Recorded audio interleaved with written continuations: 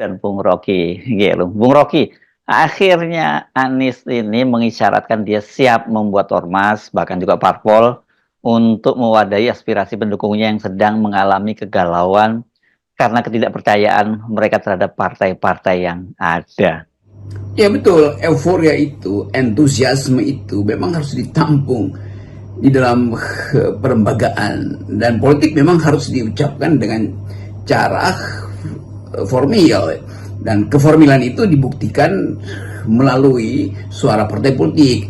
Jadi pilihan Anies untuk memulai menampung jumlah aspirasi yang surplus sejak Pilpres kemarin harusnya dilembagakan melalui ormas atau apapun namanya, supaya ada semacam keresmian tuh, tidak menunggu-nunggu momen, nanti nunggu lagi pemilu berikut. Dia persiapkan ini dari sekarang, infrastruktur politiknya kan, softwarenya dia punya tuh, yaitu kelengkapan akademis, ketajaman intuisi, macam-macam hal tuh, dan dukungan legitimasi kan.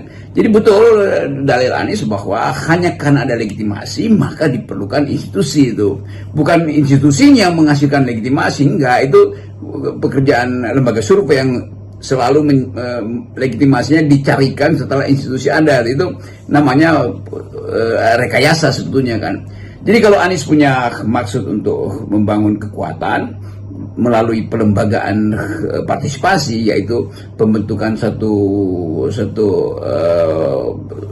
ya sebetulnya partai politik memang ujungnya untuk mengagregasikan dukungan dia itu, lalu diolah sebagai policy, dan policy itu yang dipertandingkan bukan di 2009 tapi sejak sekarang kan. Jadi Anies bisa bikin semacam paralel polis, kalau pakai istilah Favel, untuk membayang-bayangi formal polisnya tuh. Jadi politik formal yang ada sekarang itu ya, akan dibayang-bayangi oleh politik alternatif yang disiapkan oleh Anies Baswedan. Itu cara yang bagus tuh, cara yang baik untuk memulai memanfaatkan kelebihan suara atau surplus suara atau potensial dukungan itu dengan menampungnya dalam partai politik.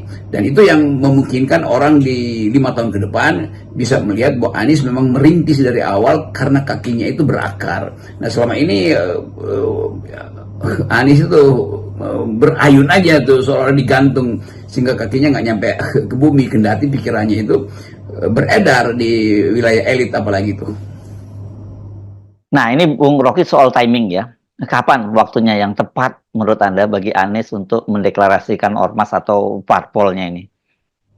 Saya kira kesiapan teknis itu soal mempercepat aja kan. Dan saya bayangkan misalnya akan sangat dramatis kalau di hari Pak Prabowo dilantik, di hari Pak Jokowi berhenti sebagai presiden, kalau belum dilengsarkan sebelum 20 Oktober maksud saya, di hari bersejarah itu Anies juga mendeklarasikan partai politiknya kan. Betul-betul ada event di situ, dan sesuatu yang eventual itu selalu akan diingat sebagai monumen. Jadi Anies